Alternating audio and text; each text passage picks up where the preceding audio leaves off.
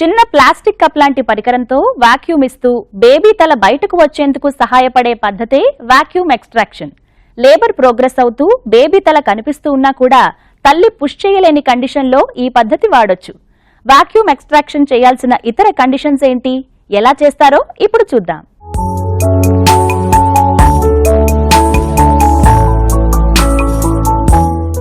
Labour process లో baby తల ఇంకొద్దిగా ఉంటే బయటకు వచ్చే విధంగా కనిపిస్తూ ఉన్నా కానీ ఒక్కోసారి కొన్ని ప్రత్యేక కారణాల వల్ల బర్త్ కెనాల్ నుంచి బేబీ హెడ్ బయటకు రాలేకపోతుంటే సక్షన్ ఇవ్వడం ద్వారా బేబీని బయటకు వచ్చేందుకు వీలు కల్పించే పద్ధతి వాక్యూమ్ ఎక్స్ట్రాక్షన్.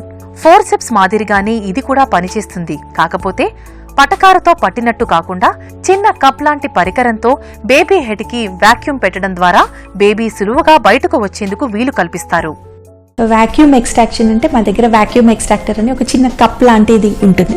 అది ఒక సెట్ ఆఫ్ వాక్యూమ్ ప్రెషర్కి కనెక్ట్ అయి ఉంటుంది అన్నమాట. సో ఒకవేళ మదర్ పుష్ చేయలేకపోతుంది లాస్ట్ స్టేజ్ ఆఫ్ లేబర్లో, అప్పుడు either forceps or vacuum use చేయాల్సి ఉంటుంది. సో వాక్యూమ్ ఆ కప్ తోటి బేబీ హెడ్కి అటాచ్ చేస్తారు. సో ఆ ప్రెషర్ తోటి బేబీ కిందికి రావడానికి హెల్ప్ చేస్తుంది అనమాట. సో ఆ వాక్యూమ్ ప్రెషర్ తోటి దాంతోపాటు మదర్ పుషింగ్ ఎఫర్ట్స్ తోటి బేబీ బయటికి డెలివరీ అవ్వడానికి హెల్ప్ చేస్తుంది వాక్యూమ్. సో ఆ లాస్ట్ స్టేజ్లో మదర్ పుషింగ్ ఎఫర్ట్స్ తగ్గినప్పుడు వాక్యూమ్ అనేది యూజ్ చేస్తూ ఉంటాం. ఫోర్సెప్స్ అయినా వాక్యూమ్ పద్ధతి చేయాలన్నా సరే కొన్ని కండిషన్స్ ఫుల్ఫిల్ కావడం తప్పనిసరి. 10 సెంటీమీటర్ల మేరకు సర్విక్స్ పూర్తిగా డైలేట్ అయి ఉండాలి. ఆమ్నియాటిక్ సాక్ మెంబ్రెయిన్ రప్చర్ అయి ఉండాలి.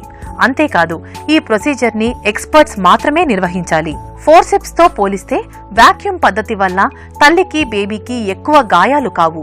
లోకల్ అనెస్థీషియా కూడా అవసరం పడకపోవచ్చు. కాకపోతే బేబీ హెడ్ ఈ పద్ధతి ద్వారా ఎక్స్ట్రాక్ట్ చేసినట్టయితే బేబీ తల మీద వాక్యూమ్ తాలూకు మార్క్ తో పాటు కొంత స్వెల్లింగ్ ఉండొచ్చు.